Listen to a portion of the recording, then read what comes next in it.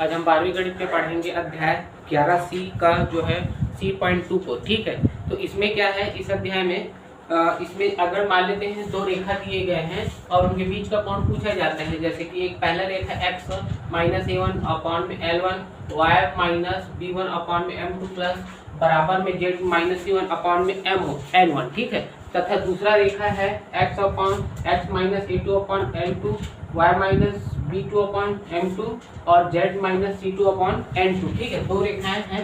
जिस प्रकार समतल के लिए होता था उनके लिए बीच का कोण उसी प्रकार रेखाओं के लिए, जहां L1 M1 N1 L2 M2 N2 रेखा 1 और 2 के क्या है क्रमगति को दिया है, जबकि A1 B1 C1 A2 B2 C2 जो है दिग अनुपात है। तब जो फार्मूला क्या होगा, cos थीटा का फार्मूला होगा L1 L2 plus M1 M2 plus N1 N2। ठीक है, यदि यही दो रेखाएं अगर परस्पर लंबवत है तो L1 L2 plus M1 M2 plus N1 N2 का मान क्या हो जाएगा, 0 होगा, उनका गुणा का योग जो है। ठीक है, अगर हमारे पास यदि दो रेखा का समीकरण कैसे रूप में x minus alpha one upon में a1 y minus beta one upon में b1 और z minus gamma one upon में c1। ठीक है, और उसके पश्चात x minus alpha two upon a2 y minus beta two upon b2 और z minus gamma two minus c2। ये क्या है, जहाँ पे alpha one beta one z1 जो होंगे उस रेखा पे स्थित किसी बिंदु के निर्देशांक होंगे, जबकि उस रेखा के जो दिग अनुपात है a1 b1 c1 होगा, जबकि दूसरा रेखा के लिए अल्फा टू बीटा टू और गामा टू जो होगा रेखा 2 में स्थित किसी बिंदु के निर्देशांक होंगे, जबकि a2 b2 जो क्या होंगे उस रेखा का जो होगा दिग अनुपात होगा। तब cos थीटा का फार्मूला होगा cos थीटा बराबर a1 a2 plus b1 b2 plus c1 c2 बटे में a1 के स्क्वायर प्लस b1 के स्क्वायर प्लस c1 के स्क्वायर अंडर रूट, फिर अंडर रूट में a2 के स्क्वायर प्लस b2 के स्क्वायर प्लस c2 के स्क्वायर। ठीक है, अगर यही दो रेखा, इसका जो फार्मूला जो होगा a1 a2 plus b1 b2 plus c1 c2 क्या हो जाएगा, बराबर में 0 होगा। अगर ये दो रेखाएं अगर समांतर हैं, ठीक है, अगर दोनों रेखाएं अगर समांतर हैं तब की स्थिति में a1 upon a2 plus b1 upon b2 upon c1 upon c2 आपस में अनुपात जो होंगे आपस में बराबर होगा इनके दिग अनुपात को। ठीक है, अब हम आ जाते हैं प्रश्न वाली में 11C.2 में आ जाते हैं। ठीक है, 11C.2 क्या है, इसमें हमें वही cos थीटा का मान ज्ञात करना है और दूरियां वगैरह ज्ञात करनी है। ठीक है, तो पहला प्रश्न से शुरुआत करते हैं। पहला प्रश्न है हमारा,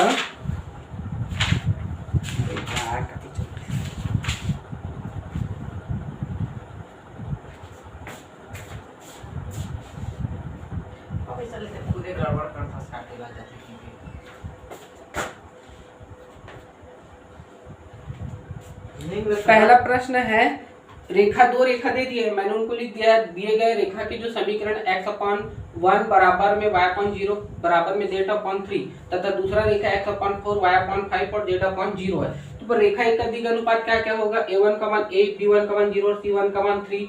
रेखा 2 की अगर हम बात करते हैं तो इसके दिग अनुपात a2 का मान 4 b2 का मान 5 और c2 का मान 0। और रेखा एक और बीच का कोण अगर cos थीटा है तो cos थीटा का फार्मूला हम जानते हैं, उसमें हम मान रखेंगे, ये है हमारा फार्मूला। ठीक है, तो यहाँ से क्या हो जाएगा a1 a2 तो 1 गुणित 4 धन b1 का मान 0 गुणित 5 और c1 का मान है 3 गुणित 0 पूरे के बटा में क्या हो जाएगा 1 का वर्ग, यहाँ से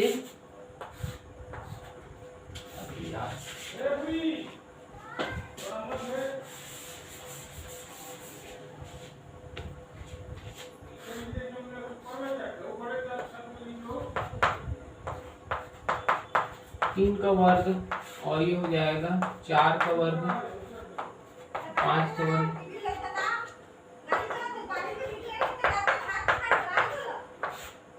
ये हो जाएगा 1 धन 4 और आगे हो गया 16 धन 25। तो कितना हो जाएगा 4 बटे 5 और यहाँ पे हो जाएगा 16 और 5 16 31 41। ठीक है, और उसके बाद सॉरी यहाँ पे 9 होगा, है ना, तो ये हो गया 10। तो cos थीटा बराबर हो जाएगा 4 बटे 10 गुणित 41 मतलब 4 बटे 410। क्या फिर थीटा का मान ज्ञात करना चाहेंगे तो cos इनवर्स 4 बटे 410। ठीक है, ये हो जाएगा दो रेखाओं के बीच का कोण थीटा का फॉर्मूला। ठीक है, इसी प्रकार से बाकी प्रश्न को आप बनाइएगा। आगे बढ़ते हैं, प्रश्न क्रमांक दूसरा में आ जाते हैं। ठीक है, प्रश्न क्रमांक दूसरा में क्या है, अगर दो रेखाएं परस्पर लंबवत है तो ये हमें सिद्ध करना है लंबवत है कि नहीं। ठीक है, तो दूसरा का पहला, ठीक है, दी गई रेखाएं क्या है, सबसे पहले तो दी गई रेखाएं हम लिख लेते हैं। पहला x/1,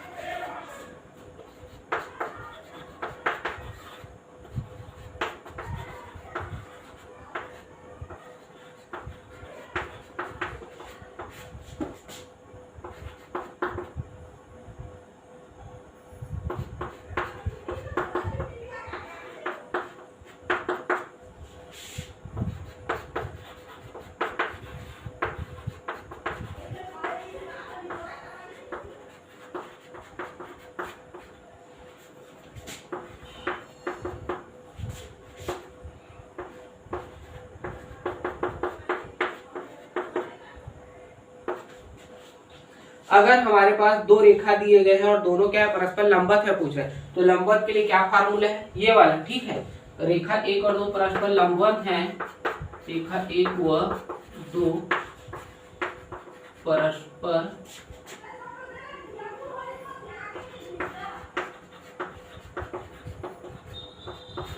लंबवत है, तब फार्मूला क्या हो जाएगा, यहाँ से A1 into A2 B1 plus B2 और C1 C2 बराबर में क्या होना चाहिए, 0 होना चाहिए। ठीक है, लंबवत है तो यहाँ से कर लेते हैं, 1 का गुणा 1 से प्लस 2 का गुणा -1 से प्लस C मतलब 1 का गुणा 1 से कर, ठीक है, बराबर 0, तो ये हो जाएगा। ठीक है, तो इस प्रकार से हम बोल सकते हैं कि दोनों रेखाएं जो है परस्पर लंबवत है, क्योंकि अधिक अनुपातों का गुणनफल क्या हुआ था, 0। अब है प्रश्न क्रमांक तीसरा जो है, k का मान ज्ञात कीजिए और रेखा का जो समीकरण दे दिया। ठीक है, जबकि दोनों रेखाएं क्या परस्पर लंबवत हो, तो आपको प्रश्न क्रमांक 2 की भांति बनाना है।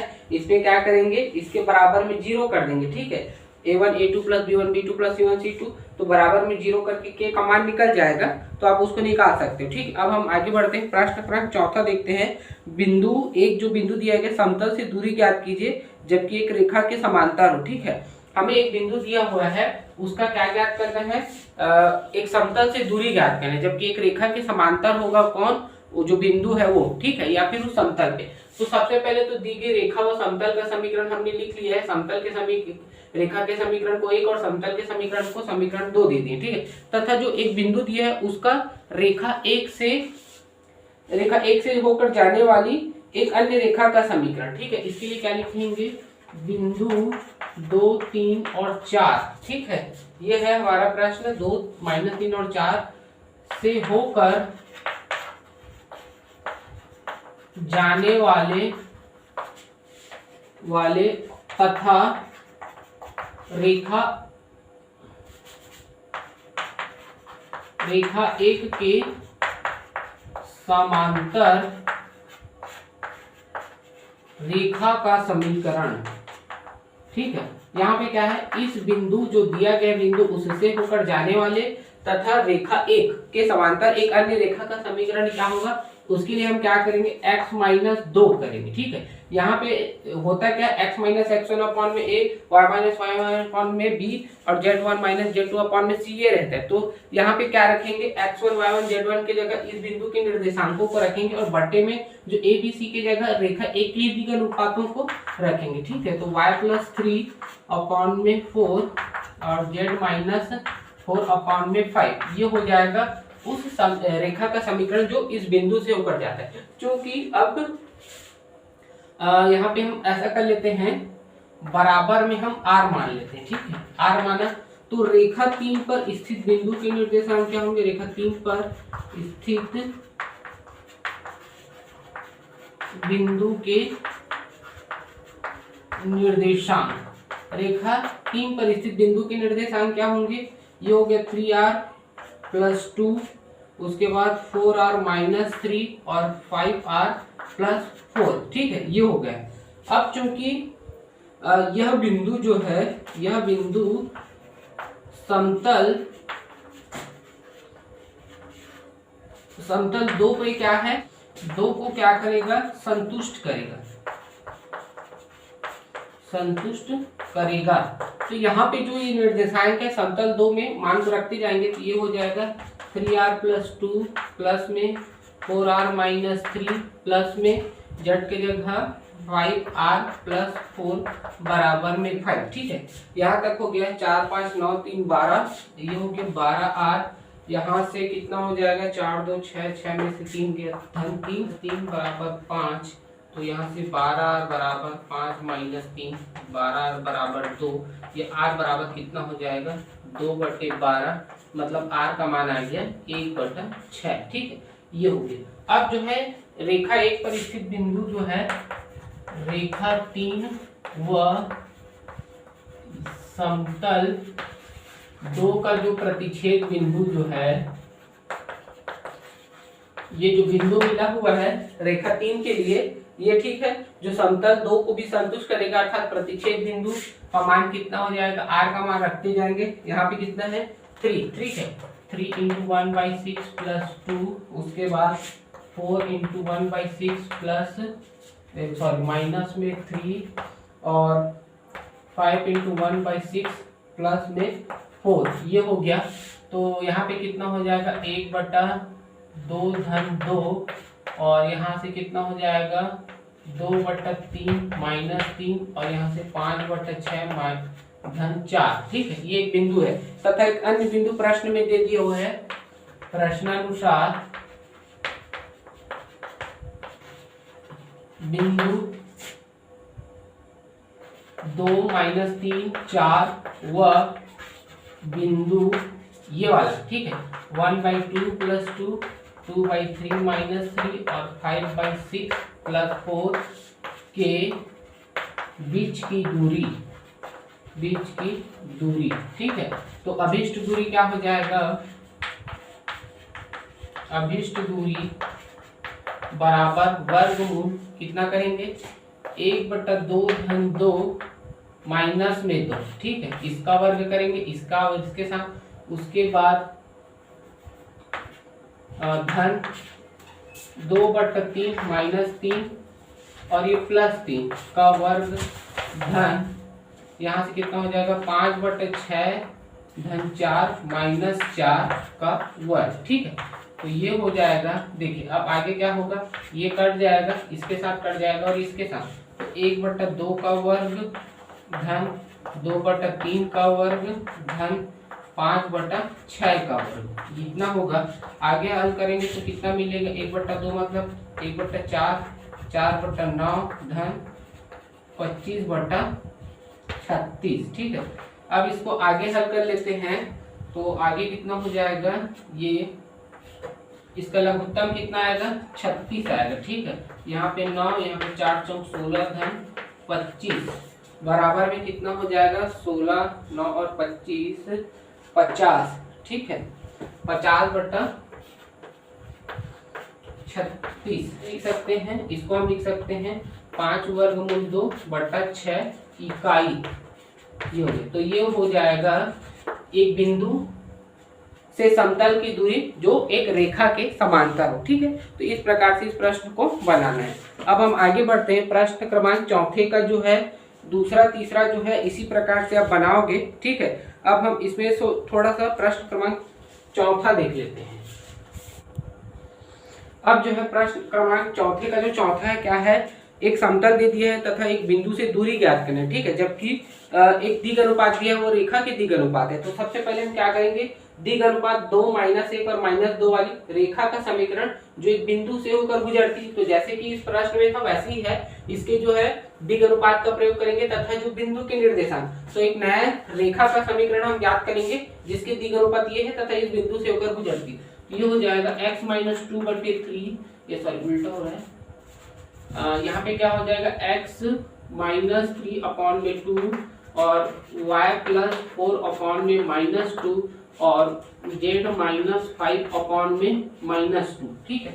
इस प्रकार से यहाँ पे थोड़ा सा 1, ठीक है। ये हो जाएगा उस रेखा का समीकरण, ठीक है। ये हो गया रेखा का समीकरण बराबर हम r मान लेते हैं, ठीक है। ये हो गया जो द्विगर्भपथ इतना और इस बिंदु से होकर जाने वाले रेखा का समीकरण, ठीक है। अब रेखा एक पर स्थित बिंदु के निर्देशांक क्या है? स्थित बिंदु के निर्देशांक तो क्या क्या है? इस पर स्थित बिंदु के जो निर्देशांक होंगे 2r+3, ठीक है।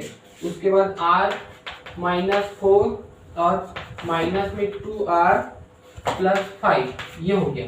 तथा यह बिंदु जो है, यह बिंदु दिए गए समतल, एक समतल दिया हुआ है, उसका समीकरण है 2x 5y -6z बराबर में 6, इसको मान लेते हैं समीकरण 2, ठीक है। यह बिंदु दिए गए समतल पर क्या है? पर स्थित है या फिर संतुष्ट करते हैं। तो क्या हो जाएगा? अर्थात जो इसके निर्देशांक है उसको कहाँ रखेंगे? इस समीकरण x y z में रखेंगे। ये हो जाएगा 2r+3 प्लस में 5r-4 और उसके बाद -6 2r+5 बराबर में 6, ठीक है। ये हो जाएगा, ये हो गया 4r+6 plus 5r -20 plus 12r minus में 30 बराबर में 0, ठीक है। तो यहाँ हो जाएगा 12 और 9 कितना हो गया? 21r। और उसके बाद कितना हो जाएगा?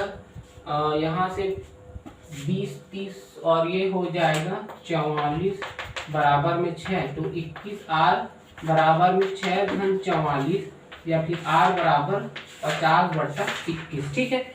यहाँ तक होगी। अब जो है अतः वह बिंदु के निर्देशांक क्या होंगे? तो रेखा एक व समतल 2 के प्रतिच्छेद बिंदु के निर्देशांक, जबकि r बराबर है 50/21, ठीक है। अब बिंदु 3 -4 5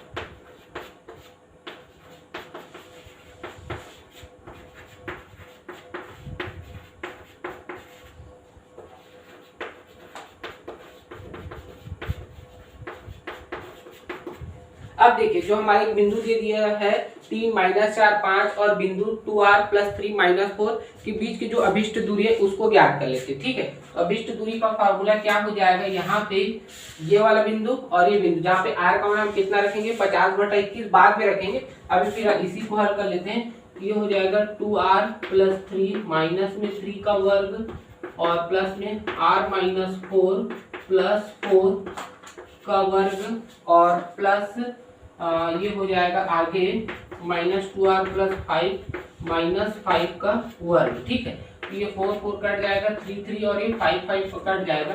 तो बचा क्या यहाँ पे? 2r का वर्ग प्लस r का वर्ग प्लस फिर से -2r का वर्ग, ठीक है। यहाँ तक हो गया। यहाँ तक ये क्लियर है। अब आगे हल करते हैं इसको, तब वो आगे समझ में आएगा। क्या हो जाएगा? 2r का वर्ग जो होगा 4r का वर्ग प्लस r का वर्ग और माइनस में 2r 4r का वर्ग। ये कितना हो गया? 9r का स्क्वायर। इसको हम कैसे लिख सकते हैं? 3r का वर्ग। ये और ये कट जाएगा तो r कितना मिल गया? 3r। अब r का मान रख लेंगे 50/21, तो ये कट जाएगा और आंसर आ जाएगा 50/7 इकाई। तो जो दो बिंदुओं जो है उनके बीच की दूरी आ जाएगा 50/7 इकाई, ठीक है। इस प्रकार से बनाना है। अब है प्रश्न क्रमांक 5वां में आ जाते हैं। उस सरल रेखा का समीकरण ज्ञात कीजिए जो बिंदु से होकर जाती है और एक रेखा के समांतर है। ठीक है, एक सरल रेखा का समीकरण ज्ञात करें जिसके लिए एक बिंदु दे दिए गए हैं तथा एक रेखा के समांतर है। तो सबसे पहले इसमें देखिए, अब जो है प्रश्न क्रमांक 5वां का पहला में क्या है, सबसे पहले तो एक रेखा का समीकरण दे दिया है तथा रेखा एक व एक बिंदु दिया हुआ है से होकर जाने वाले एक नया रेखा का समीकरण क्या होगा, तो यहाँ पे x1 y1 z1 की जगह इस मान को रखेंगे। ठीक है, तो ये हो जाएगा x-2 बटे a, y-3 बटे b और z-4 बटे c।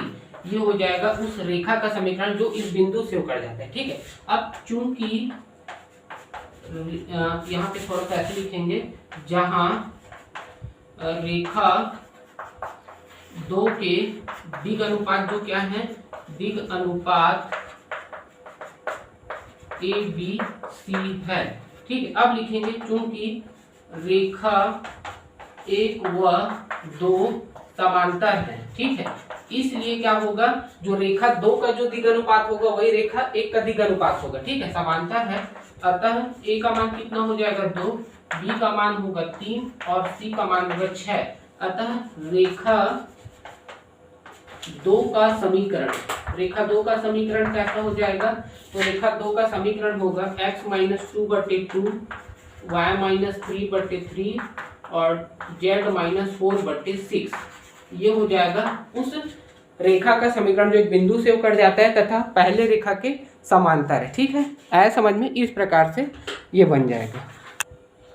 अब जो है प्रश्न क्रमांक 6वां देखते हैं। प्रश्न 6वां का पहला है, एक बिंदु से होकर जाने वाली रेखा का समीकरण ज्ञात करना है तथा जो दो अन्य रेखाओं पे क्या है, लंबवत है। तो सबसे पहले तो हम लिखेंगे कि दो रेखाएं जो दी गई हैं उनके समीकरण लिख दें, जहाँ पे ये 3 - 16 7 3 8 और -3 रेखा 1 और 2 की जो है दिक्कोज्या है। ठीक है, अब बिंदु 1 2 और -4 से होकर जाने वाली रेखा का समीकरण क्या होगा, तो x-1/l, y-2/m और z+4 में n। ये हो जाएगा तीसरा समीकरण, जहां रेखा 3 की जो दिक्कोज्याएं जो हैं,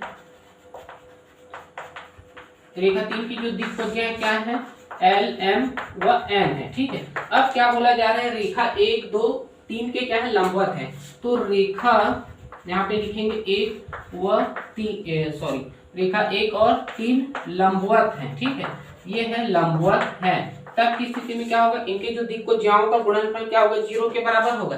तो इसके और इसके दिक्कोज्याओं के गुणनफल को देखते हैं पहले, तो कितना हो जाएगा 3l और माइनस में 16m प्लस में 7n बराबर में 0। ठीक है, ये हो गया, इसको समीकरण 4 देते हैं।